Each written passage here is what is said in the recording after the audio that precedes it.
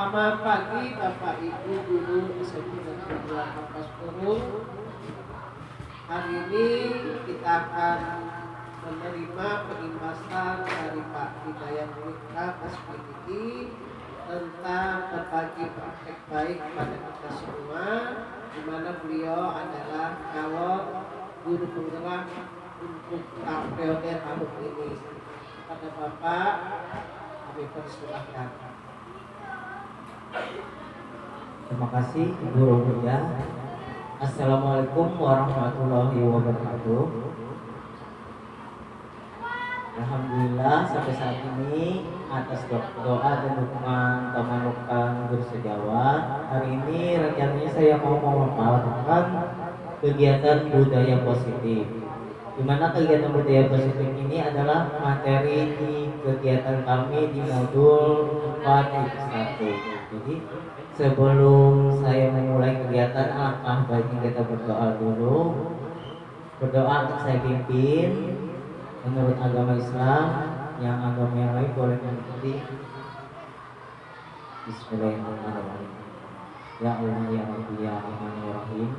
Semoga kegiatan penugasan ini atau berbagi praktik baik kepada rakyat sejawat berjalan dengan lancar dan penuh ridho-Mu ya Allah, dan berilah ilmu yang kami dapatkan bermanfaat dan dapat dimudah dimengerti ya Allah ya Rabbi. Hanya kepadamu memohon dan meminta. Rabbana atina fid dunya hasanah wa fil akhirati hasanah wa qina adzabannar. Walhamdulillah. Terima kasih atas waktunya. Hari ini saya menjelaskan tentang budaya positif di modul 1.4. Budaya positif yang dibuat oleh saya sendiri dan berasal dari SMPN Negeri 2 Kabupaten Purung. Berikutnya, budaya positif. Budaya positif adalah yaitu sekolah mempunyai nilai-nilai atau kebiasaan yang berpihak pada peserta didik agar mereka dapat berkembang menjadi pribadi yang kritis, penuh hormat dan bertanggung jawab.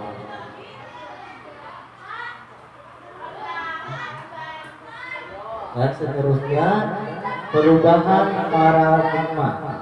Untuk membangun budaya positif yang positif atau budaya yang lebih baik, sekolah perlu menyediakan lingkungan yang positif, aman dan nyaman agar murid mampu bertindak dan menciptakan dengan merdeka, mandiri dan bertanggung jawab. Laginya, disiplin dikaitkan dengan kontrol atau posisi kontrol kepada peserta didik. Dalam hal ini, kontrol guru dalam menghadapi murid atau peserta didik. Berikutnya, konsep inti budaya positif dibagi menjadi 8 bagian. Yang pertama, perubahan paradigma positif, disiplin positif, nilai-nilai kebajikan, kebutuhan dasar manusia, motivasi perilaku manusia, posisi kontrol guru, keyakinan kelas, dan segitiga retribusi. Ini adalah konsep inti budaya positif.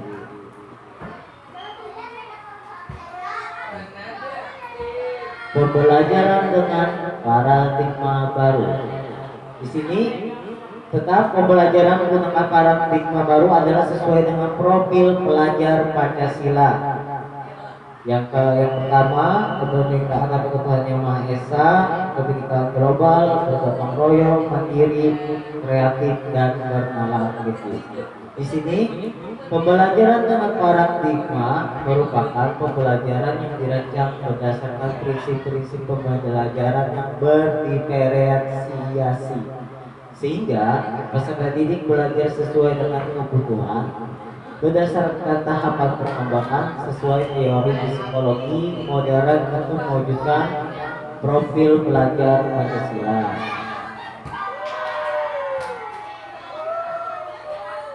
Berikutnya, miskonsepsi tentang teori kontrol. Di sini ada tiga. Yang pertama, daftar ya. Yang pertama, ilustrasi guru mengontrol murid. Kedua, ilusi bahwa semua penguatan positif, efektif, dan bermanfaat. Yang ketiga, ilusi bahwa kritik dan merasa bersalah mampu menguatkan karakter. Yang keempat, ilusi bahwa orang dewasa berhak memaksa. Ini adalah miskonsepsi tentang teori kontrol. Kalau garis besarnya berarti teori kontrol ini orang dewasa berhak mengatur anak-anak. Berikutnya, merubah paradigma stimulus respon ke pendidikan teori kontrol. Stimulus respon tentang dunia, teori kontrol tentang dunia. Di sini realitas kebutuhan kita sama. Semua orang memiliki hal yang sama. Yang ketiga, kita mencoba mengubah orang agar berpendapat sama dengan kita. Yang keempat, perilaku buruk dilihat sebagai suatu kesalahan. Saya bisa mengontrol orang lain. Maka berikutnya, memaksakan ada pada saat butuhan atau gagal. Yang terakhir, model berpikir menang atau kalah. Teori kontrol tentang dunia. Realitas kebutuhan kita berbeda. Setiap orang memiliki gambaran berbeda. Kita berusaha memahami pandangan orang lain tentang dunia. Semua berperilaku memilih tujuan. Berikutnya, hanya ada yang bisa mengontrol diri Anda. Anda tidak bisa mengontrol orang lain. Kolaborasi dan kesuksesan menciptakan pilihan-pilihan baru. Modern berpikir memang berbeda-beda. Ini adalah merubah paradigma stimulus respon ke pindahan teori kontrol. Berikutnya, disiplin positif.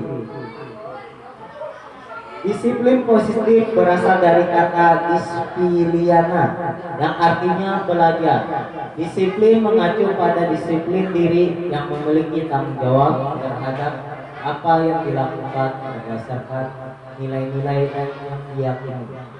Disiplin positif merupakan salah satu cara penerapan disiplin yang bertujuan menumbuhkan kesadaran serta memberdayakan peserta didik tanpa imbalan, penghargaan atau reward, serta ancaman atau hukuman. Sebagai pendidik, tujuan kita adalah menciptakan peserta didik yang memiliki disiplin diri, sehingga mereka berperilaku mengacu kepada nilai-nilai kebajikan yang universal dan memiliki motivasi intrinsik dalam perubahan perilaku ke arah yang lebih baik. Ini adalah pengertian dari disiplin positif. Berikutnya,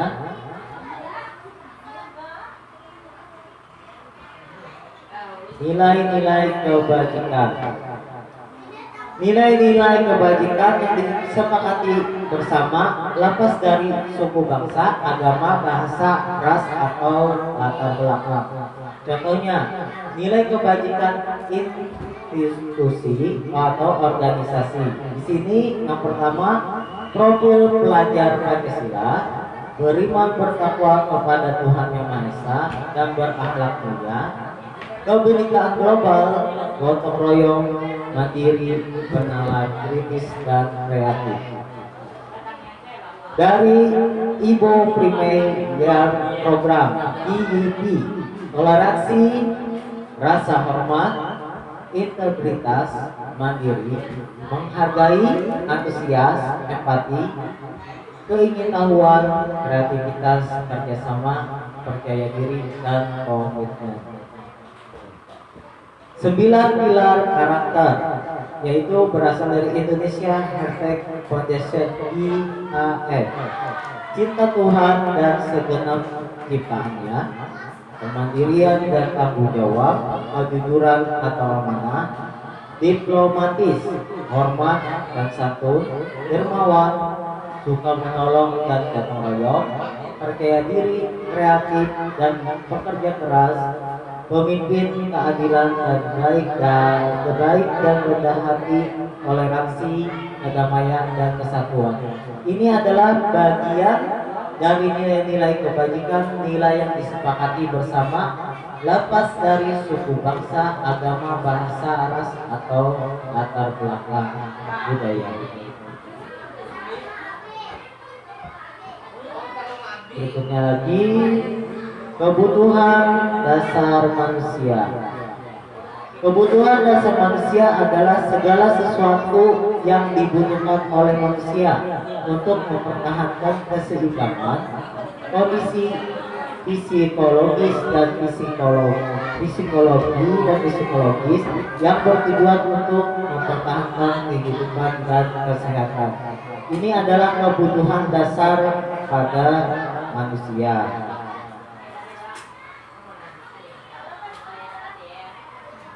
Ini ada 5 kebutuhan dasar manusia menurut Dr. Randes William Glasser. Pertama, penguasaan. Penguasaan adalah penguasaan dirinya sendiri untuk menguasai dirinya sendiri dan orang lain. Ibarat kata dia ingin bisa mempengaruhi orang di sekitar mereka. Kasih sayang dan rasa diterima adalah mereka ingin selalu disayang, ingin diterima dalam berbagai hal. Ibarat kata mereka ingin selalu diperhatikan tanpa memperdulikan orang lain. Yang berikutnya, kebebasan. Kebebasan adalah bertujuan untuk bisa mereka mengeksplor diri, menunjukkan bakat dan minat mereka untuk mencapai kebutuhan mereka. Kesenangan dalam arti kata mereka ingin membahagiakan diri tanpa menghiraukan orang lain, dan mereka ingin selalu bahagia, merasa senang. Bertahan hidup adalah bagaimana cara mereka menahankan diri dalam kondisi apapun atau dalam suatu individu untuk mereka bertahan dalam situasi dan kondisi apapun. Berikutnya, motivasi perilaku manusia. Motivasi perilaku manusia pertama, untuk menghindari ketidaknyamanan atau hukuman. Kedua, untuk mendapatkan imbalan atau penghargaan dari orang lain. Ketiga, untuk menjadi orang yang mereka ingini dan menghargai diri sendiri dengan nilai-nilai yang mereka percayai. Misalnya ini adalah motivasi perilaku manusia untuk dihargai, mendapat penghargaan, dan ingin menghargai diri sendiri dengan nilai-nilai yang mereka percayai. Ini adalah motivasi perilaku manusia.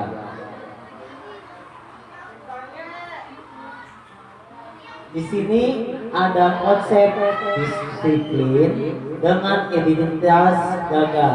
Kenapa disebut identitas gagal? Karena konsep disiplin ini menggunakan 2. Pertama, hukuman dan penghargaan. Hukuman memberi atau menyakiti, memberi ketidaknyamanan, murid takut, memaksa, murid menyembunyikan kesalahan, murid menjadi rendah diri. Ini adalah konsep disiplin dengan identitas yang gagal, adalah menggunakan hukuman. Yang kedua, konsep disiplin dengan identitas gagal menggunakan penghargaan. Pertama, tidak efektif, merusak hubungan atau membuat sifat iri. Yang ketiga, mematikan kreativitas. Keempat, menghukum dengan sistem ranking. Kelima, merampas hak menghargai dirinya. Kenapa dari 2 ini memiliki konsep identitas gagal? Karena garis besarnya mereka tidak ingin membangun peserta didik, tapi ingin menghukum dan memberikan mereka merasa hak diberi atau diberi hadiah. Tanpa mereka diberi hadiah, mereka tidak akan melakukan apapun yang kita inginkan. Ini adalah konsep disiplin dengan identitas gagal.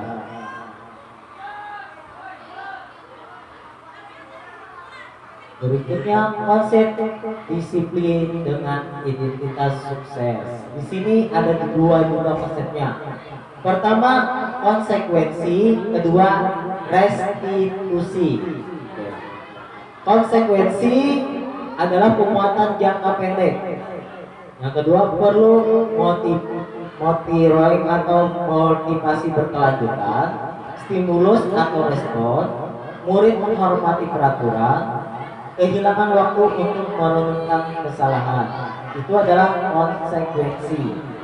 Penguatan jangka panjang adalah bagaimana cara mereka berpikir tentang kesalahan atau tindakan mereka yang harus diperbaiki. Dalam hal itu mereka bisa menghormati peraturan atau peduli terhadap lingkungan sekitar. Kehilangan waktu merenung adalah membuat mereka berpikir bagaimana kesalahan itu dapat terulang lagi atau tidak terulang lagi. Itu adalah konsekuensi. Yang berikutnya restitusi adalah murid bertanggung jawab untuk perilakunya. Kedua, fokus pada pemecahan masalah jangka panjang. Ketiga, murid menghormati dirinya dan orang lain. Keempat, teori kontrol dirinya, memegang kontrol. Kelima, murid bersemangat memperbaiki kesalahannya. Kalau di antara konsekuensi dan restitusi, lebih bagus masih restitusi. Kenapa? Restitusi membuat murid bertanggung jawab dalam perilakunya. Walaupun dalam mereka melakukan kesalahan, mereka sadar bahwa itu salah dan mereka bertanggung jawab untuk memperbaikinya. Yang kedua, kita dapat fokus memecahkan masalah mereka dalam jangka panjang. Ibarat kata masalah mereka itu berat, tapi kita kawal mengontrol dari step by step atau tahap demi tahap untuk memecahkan masalahnya. Yang ketiga, murid menghormati dirinya dan orang lain. Kenapa demikian? Karena mereka merasa bersalah, mereka bertanggung jawab atas dirinya dan tidak mungkin mereka akan menyakiti orang lain karena atas kesalahan mereka. Yang berikutnya, teori kontrol dirinya adalah memegang kontrol. Mereka mengetahui mana yang baik untuk mereka, mana yang tidak, dan mana yang harus ditingkatkan serta diperbaiki. Yang terakhir, murid bersemangat memperbaiki kesalahan. Kenapa mereka bersemangat? Mereka sudah tahu bagaimana mereka bertanggung jawab, sudah tahu cara memecahkan masalah, dan dapat menghormati orang lain dan teori kontrol untuk diri mereka sendiri. Masuk dalam arti kata mereka bisa menjaga emosi dan bagaimana menghadapi permasalahan tanpa menyakiti orang lain. Berikutnya,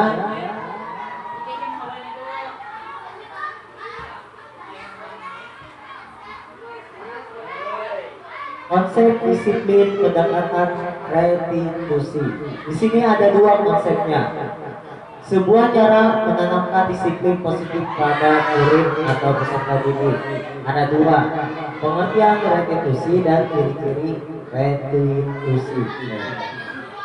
Pengertiannya adalah proses menciptakan kondisi bagi murid untuk memperbaiki kesalahan mereka, sehingga mereka bisa kembali pada kelompok mereka dengan karakter yang lebih kuat. Ini dari pengertian Gassen tahun 2024. Dan berikutnya, ciri-ciri restitusi adalah bukan untuk membuat kesalahan, namun untuk belajar dari kesalahan, memperbaiki hubungan, tawaran bukan paksaan. Restitusi menuntut untuk melihat ke dalam diri. Restitusi mencari kebutuhan dasar yang mendasari tindakan. Restitusi diri adalah cara yang paling baik. Restitusi fokus pada karakter bukan tindakan. Restitusi fokus pada solusi. Restitusi mengembalikan murid pada yang berbuat salah dan pada kelompoknya. Maksudnya berkata ada murid kita atau peserta didik kita mempunyai kesalahan, tapi mereka takut untuk mengakui kesalahan. Kita sebagai guru tidak boleh mengancam atau mengancam, kata bahasa kita kan, kamu harus jujur, apa yang apa yang salah, apa yang harus diperbaiki. Itu bukan sebenarnya cara kita. Sebenarnya adalah bagaimana kita bertanya pada murid apa yang harus kita bantu, bagaimana cara menyelesaikan masalah mereka. Kita mau lebih sedikit menggunakan pendekatan lah supaya mereka tidak takut. Oke.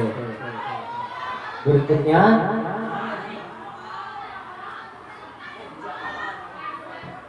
Perbedaan contoh kasus siswa sering tidak mengerjakan PR. Sini ada kasus perbedaan hukuman, konsekuensi, dan retribusi. Pertama, kalau kita menggunakan hukuman kepada peserta didik yang tidak mengerjakan PR, sini guru menghukum siswa tersebut, misalkan hormat bendera selama 10 menit, berlari keliling lapangan, guru marah-marah supaya murid takut. Itu adalah sikap kita dalam menggunakan hukuman. Untuk konsekuensi, guru memberikan konsekuensi untuk mengerjakan PR-nya saat istirahat atau dikerjakan sebanyak 3 kali lipat atau 5 kali lipat. Dan guru tegas dan mahasiswa harus menghormati peraturan. Itu bagian dari konsekuensi. Dan yang terakhir, restitusi. Guru menanyakan keyakinan kelas dulu kepada peserta didik dan membantu si peserta didik menyelesaikan masalahnya. Guru terbuka dan siswa menghormati dirinya dan orang lain. Dari 3 posisi kontrol di atas, yang dianjurkan adalah posisi restitusi, bukan hukuman, apalagi konsekuensi untuk siswa yang sering tidak mengerjakan tugas atau siswa yang melanggar peraturan di sekolah.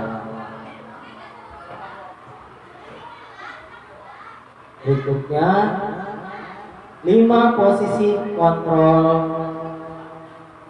Yang pertama, apakah kita sebagai penghukum? Kedua, membuat rasa bersalah. Ketiga, atau sebagai teman. Keempat, sebagai pemantau. Atau kelima, sebagai manajer. Ini adalah 5 posisi kontrol untuk restitusi. Tapi di antara 5 ini tetap ada 2 yang posisi gagal, yaitu penghukum dan membuat rasa bersalah. Yang posisi yang tidak gagal adalah sebagai teman, pemantau, dan manajer.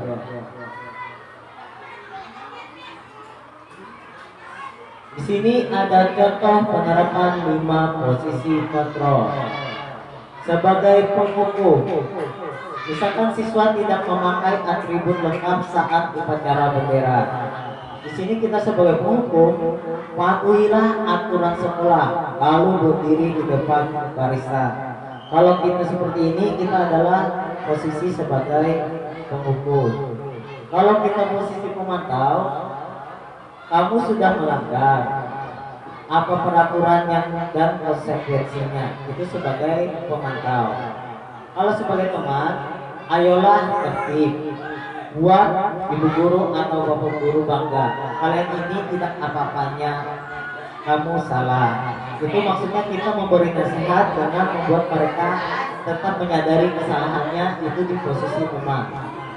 Kalau posisi membuat rasa bersalah, berapa kali bu guru atau pak guru harus memberitahukan kamu?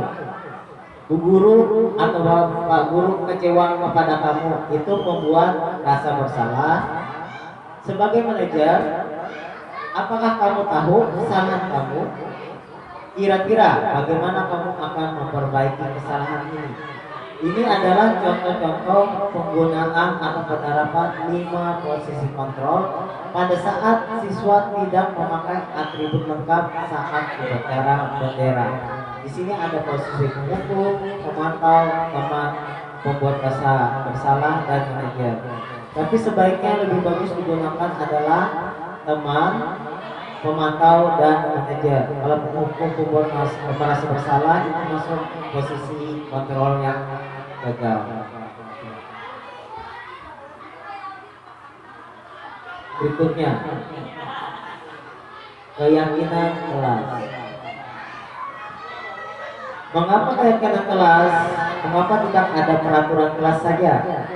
Ini ada terbagi 2. Mengapa kita memiliki peraturan tentang penggunaan helm pada saat mengendarai kendaraan roda 2 atau motor? Mengapa kita memiliki peraturan tentang penggunaan masker dan mencuci tangan setiap saat? Itu mengapa keyakinan kelas, mengapa tidak perlu peraturan kelas saja. Berikutnya, Di sini ada foto-foto kegiatan membuat keyakinan kelas yang telah dilakukan kemarin bersama siswa kelas 8. Guru bersama siswa membuat keyakinan kelas dulu untuk menanyakan atau kegiatan yang nanti apa yang harus dilakukan pada saat siswa melakukan kesalahan. Gambar pertama berdiskusi tentang peraturan yang mereka inginkan. Dari kalimat negatif kita rubah menjadi kalimat positif.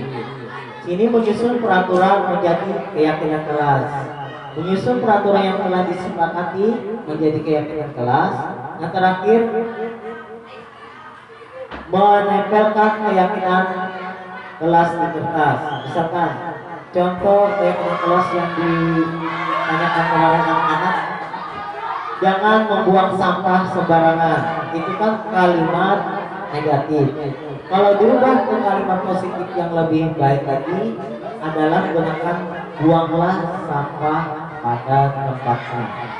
Yang kedua kemarin, jangan makan dan minum pada saat jam pelajaran. Itu kalimat negatifnya. Dan kami rubah menjadi kalimat positif dengan menggunakan makanlah dan minum pada jam istirahat. Itulah bagian dari kegiatan-kegiatan kami kemarin yang membuat keyakinan kelas bersama siswa-siswi kelas 8.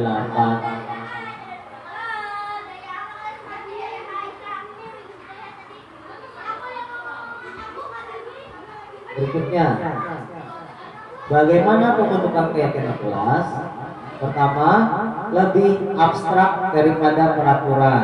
Maksudnya lebih kelihatan sebenarnya real, bagaimana pendapat anak-anak, bagaimana keinginan anak-anak, bagaimana yang harus mereka inginkan kita rubah menjadi kalimat positif. Asalnya kalimat negatif kita rubah menjadi kalimat positif.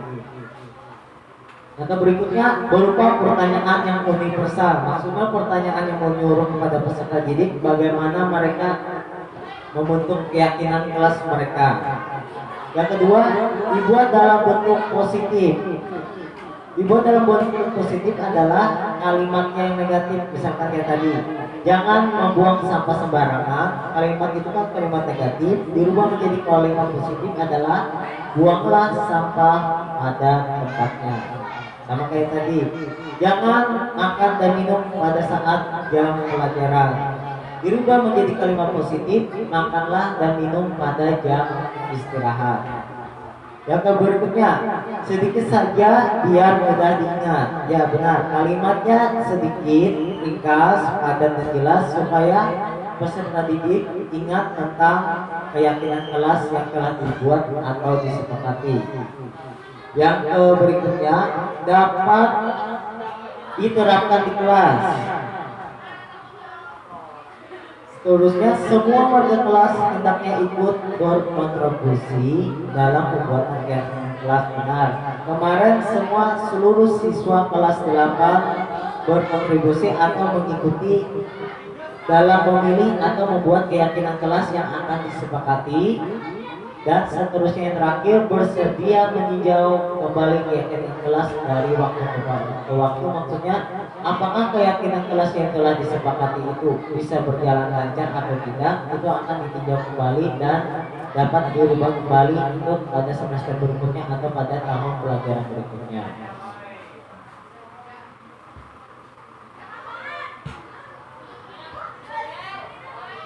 Sekarang segitiga retribusi. Di sini ada 3. Pertama, menstabilitaskan identitas. Kedua, validasi tindakan yang salah. Ketiga, menanyakan keyakinan kelas. Menstabilitaskan identitas. Kita semua akan melakukan hal yang terbaik yang bisa kita lakukan. Validasi tindakan yang salah adalah semua perilaku memiliki alasan. Menanyakan keyakinan kelas adalah kita semua memiliki motivasi internal. Dari segitiga retribusi ini, di sini ada 3 cara kita untuk mengontrol posisi anak.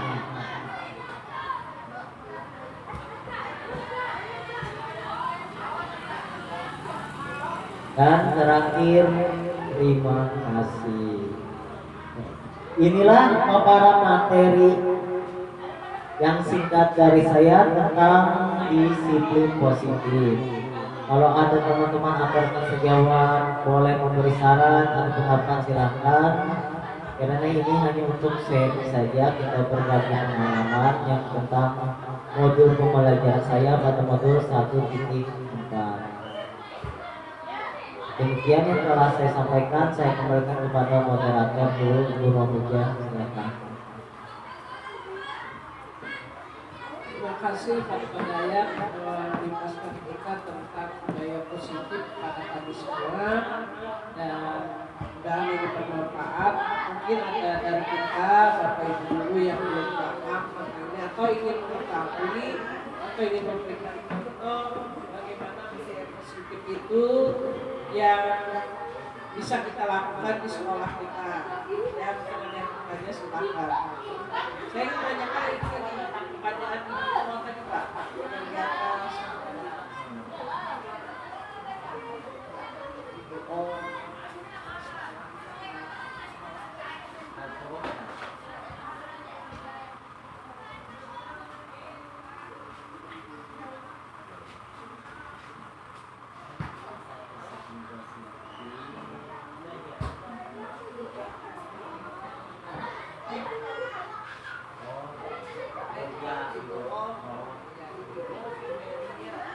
Oh, terima kasih atas pertanyaan Bu Romuja. Ini adalah contoh nilai kebajikan dari institusi atau organisasi. Jadi kalau IBO Primaria itu program dari instansi atau organisasi. Jadi kita ambil oleh ini program mereka adalah yang telah disepakati bersama, memiliki nilai lepas dari suku, bangsa, agama, bahasa, dan latar belakang. Berarti ini adalah instansi yang bertoleransi, rasa hormat, integritas, mandiri, menghargai, antusias, empati, keingintahuan, kreativitas, kerjasama, percaya diri, dan komitmen. Ini di sini ada 1, 2, 3 semua instansi atau institusi yang lepas dari suku bangsa, berarti baginya netral, tidak mengundang suku bangsa, agama, bahasa, ras, dan latar belakang. Ini adalah instansi atau institusi yang memiliki nilai-nilai kebajikan yang lepas dari suku bangsa, agama, ras, atau latar belakang. Ya, terima kasih. Terima kasih Pak penjelasannya. Mungkin ada yang lain ingin menambahkan atau ada yang ingin ditanyakan, silahkan. Untuk narasumber kita beri kepada kita tentang budaya positif, budaya disiplin positif. Judulnya budaya positif.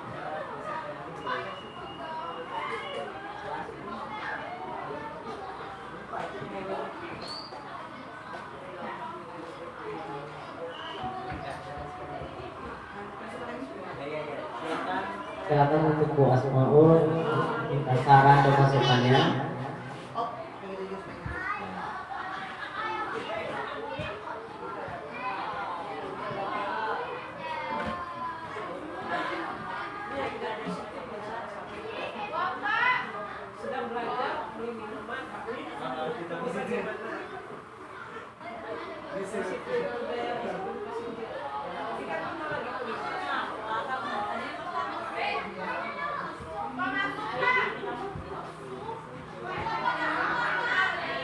Terima kasih atas kesempatan yang sudah diberikan. Assalamualaikum warahmatullahi wabarakatuh.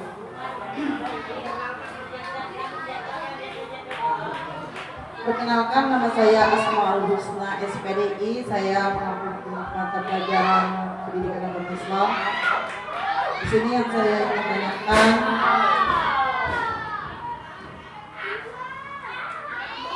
bagaimana menangani situasi di mana seorang murid terus-menerus melanggar aturan meskipun sudah diterapkan disiplin positif. Itu aja, terima kasih.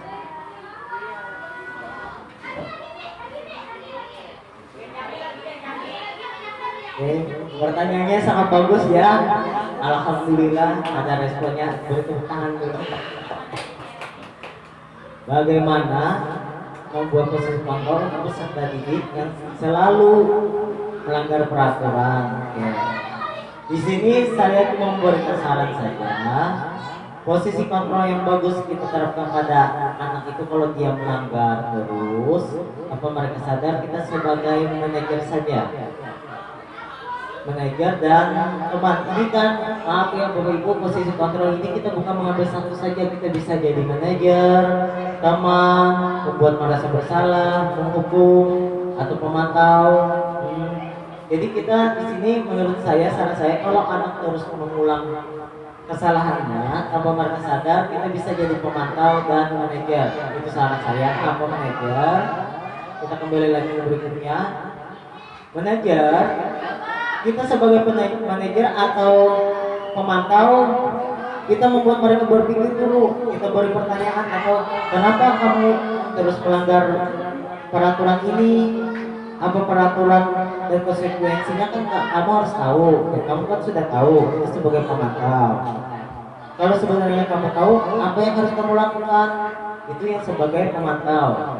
Tapi kalau sebagai manajer, apa kamu tahu kesalahan kamu? Jadi kita membuat mereka supaya sadar walaupun kesalahannya diulang-ulang berapa kali, pasti mereka tahu bahwa mereka telah melanggar peraturan atau kesalahan. Dan setelah itu kira-kira bagaimana kamu akan memperbaiki kesalahan ini.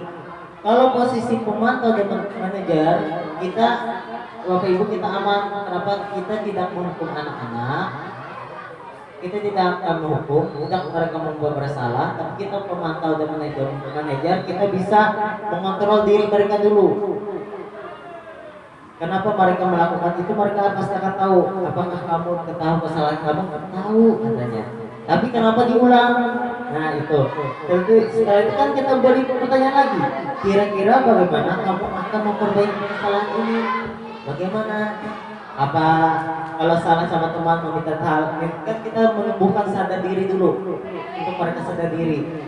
Apakah mereka harus meminta maaf kepada teman yang telah mereka sakiti atau mereka curangi, atau minta maaf kepada guru karena mereka menggunakan kata-kata yang salah? Itu kita meyakinkan diri mereka supaya mereka bangkit.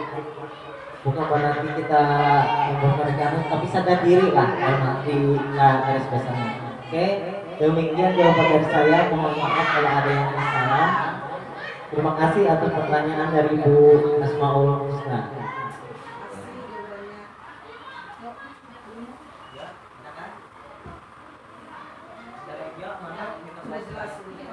Terima kasih atas penjelasannya.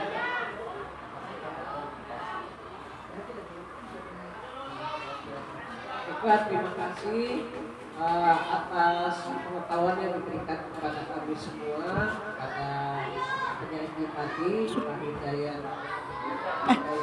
yang telah memberikan kepada kami kesempatan untuk bertanya dan